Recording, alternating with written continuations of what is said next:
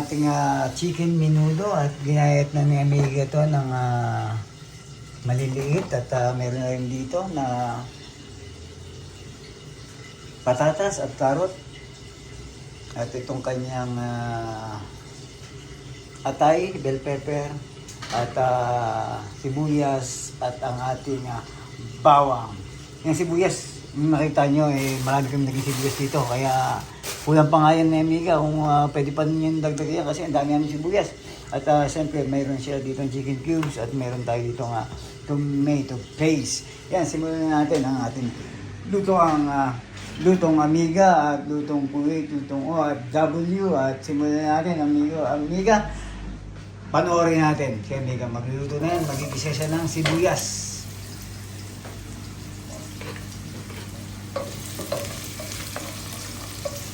Masarap to, itong chicken adobo na to. Lalo ngayon, hindi kami nag-alis ni Amiga. Masarap to sa kubos o yung ating tinatawag na tasty. Yan sa Pilipinas, masarap to. Kasi nga, sabi nga natin, hindi na kami nag-alis ni Amiga. Yung sauce pa lang, pwede mo siyang gawin parang palaman o yung ginagawa ng mga Indian na parang sa biryani sa kanin nila. Yung sasaw-saw mo lang sa sauce yung pinapay nila. Masarap na yun. Malasa na. Lalo na itong ganitong menudo. Tutamihan mo ba ng sauce yan? Yung naririnig nyo ay naglalaba kasi si Amiga. Washing machine yan.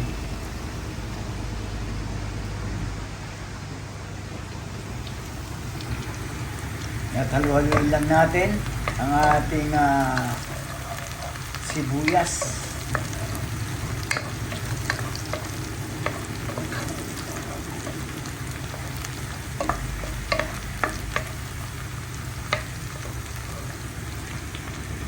Yan yung ating manok.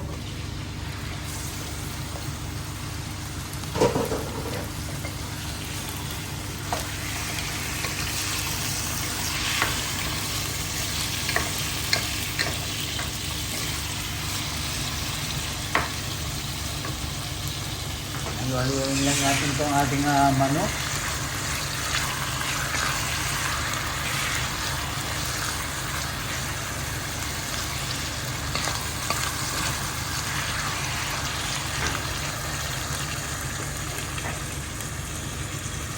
Saan ba itong niya?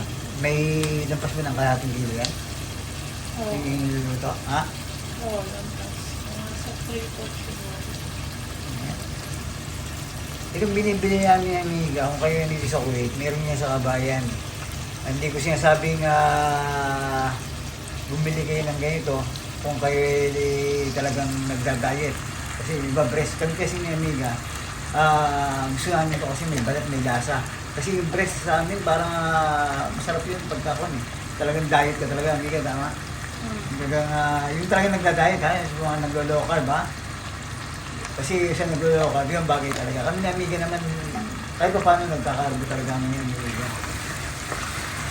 Ito naman sa, yung iba kasi yung low carb, yung nagda-diet yung nagda-diet lang sila.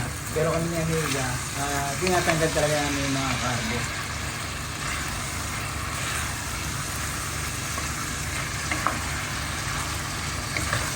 Kaya ito, maganda to sa mga naglo-low carb, yan. Kayo naman nagda-diet at tayo yung medyo kumain ng mga taba-taba, doon tayo sa breast. Pero kami ni Amiga, ito, pang-barbecue, nung itong ginawa ni Amiga barbecue rin kung napanood niyo yung aming Christmas party dati, sarap din sa barbecue niyan. Nag-try kami ng breast part, parang wala siyang wala siyang buhay. Alam mo yun, nagbibigay sa barbecue kasi, di ba, pagka baboy, yung taba. Sa manok naman, itong balat. Kaya masarap siyang i-barbecue. Ang matagal lang talaga dito, pagka nag-chicken menudo ka, yung paghihiwa, Amiga, no? Parang sa pansit. Madali lang magluto ang pansit, ang mahirap lang yung paghihiwa, yun yung matagal kasi maliliit yung hiwa niya Pwede nito, dito pa lang, yung patatas, yung karot, yan pa lang. Tapos meron ka pa nitong tawag dito, atay, bell pepper, di ba? Sibuyas, bawang, hindi na magpapatagal sa'yo. Pero pag nagayat mo naman lahat yan, dire-diretso yan, madali lang lahat yan. Baka natin. Pakulan lang muna natin ito mga amigo. Amiga. Yan na. Amiga na ba? Medyo perinito mo siya. Siningkot siya. Yan, nilagay niya na amiga yung kanyang patatas at saka karot.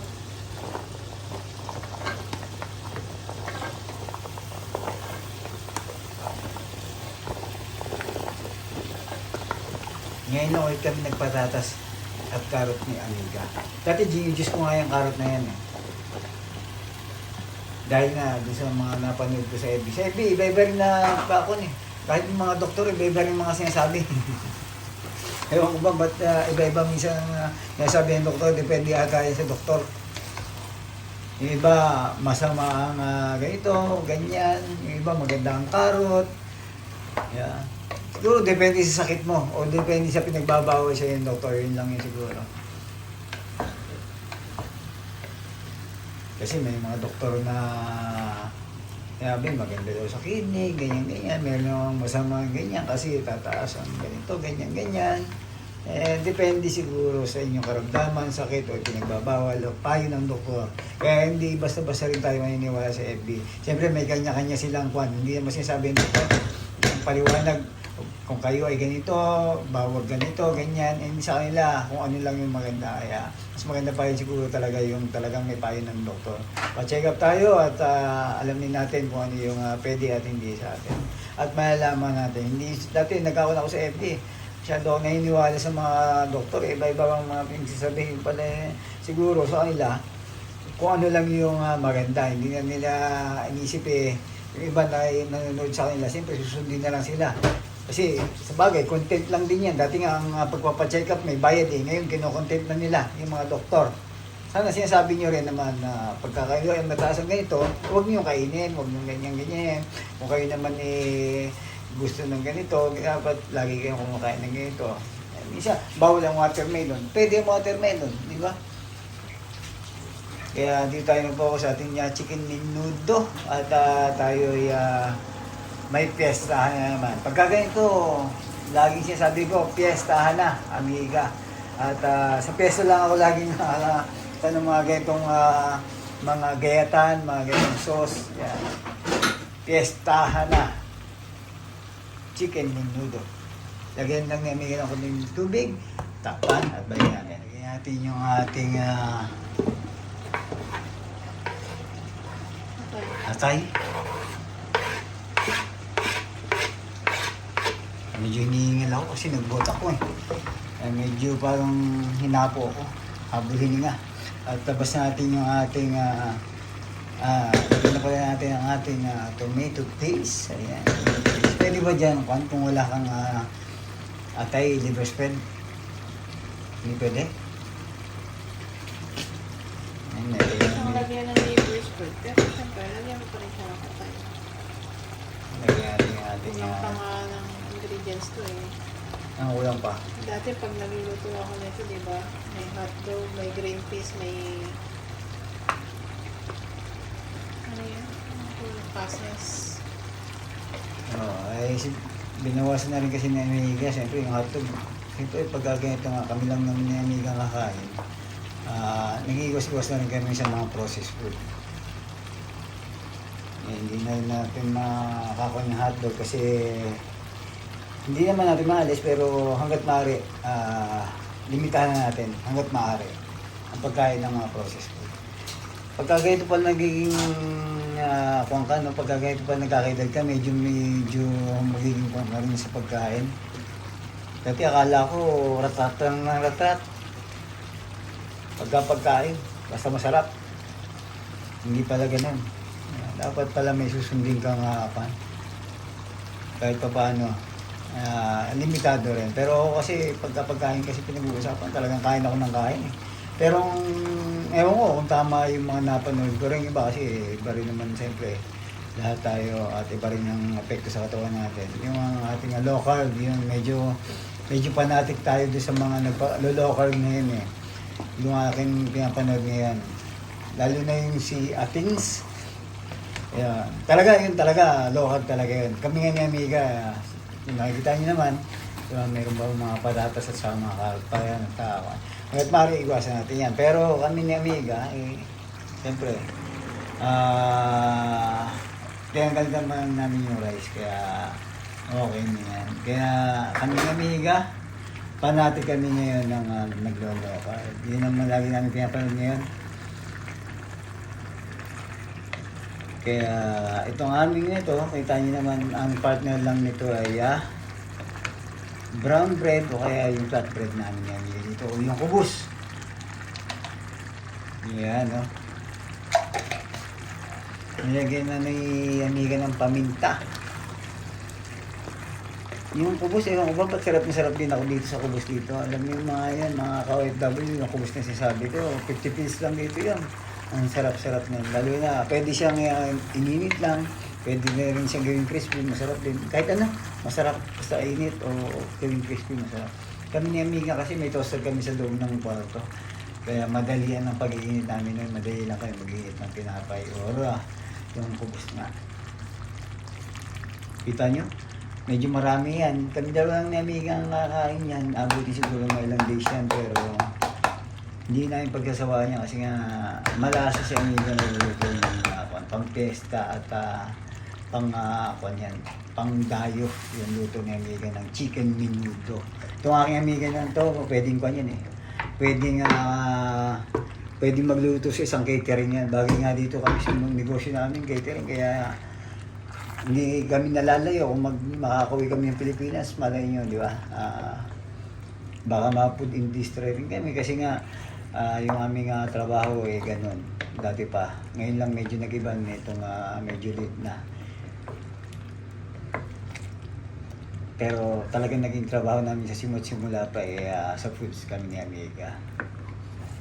Lalo na si Amiga, alam niya naman to.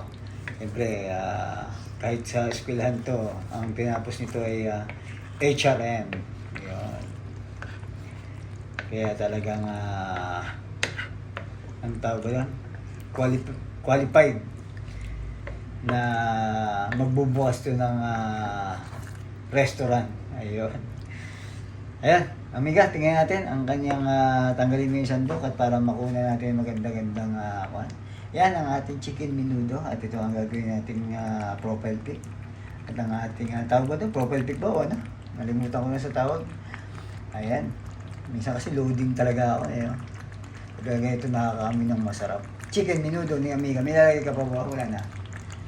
Ayan. Ito ang ating chicken menudo at ito ang magiging tanghalian natin bukas. Ang sarap. Amoy pa lang. Piyestahan na. Ayan. Salamat mga amigo at amiga. At abangan nyo ang ating magiging tikiman nito. Siyempre, magkakaroon tayo niyan. At ang yan ang paborito natin, ang ating tikiman potion. Ayan, no? Nag-i-enjoy lang kami ni Amiga, buhay OFW, buhay Kuwait. Ingat po at respeto sa bawat isa. Yung tikiman nito, abangan natin. Yun ang inaantay ko. Antayin nyo rin. Yung tikiman natin ay inaantay na.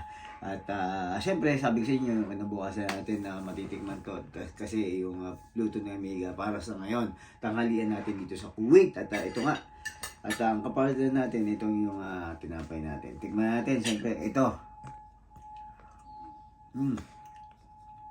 Pang-piyesta. Para ma-piyesta ka na ito, Amiga, mga ganito, no?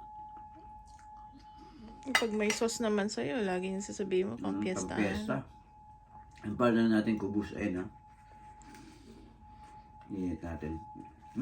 Mahap. Ay, sa susunod magluto tayong chicken masala. Tapos kupos. Ayun. Bagay para bagay tayong din yan. Indian. Nasa Indian. Saka yung boneless chicken mo yan, masala. Diba? Mga amigo, hanggang dito na. At nag-enjoy lang kami. At enjoy lang.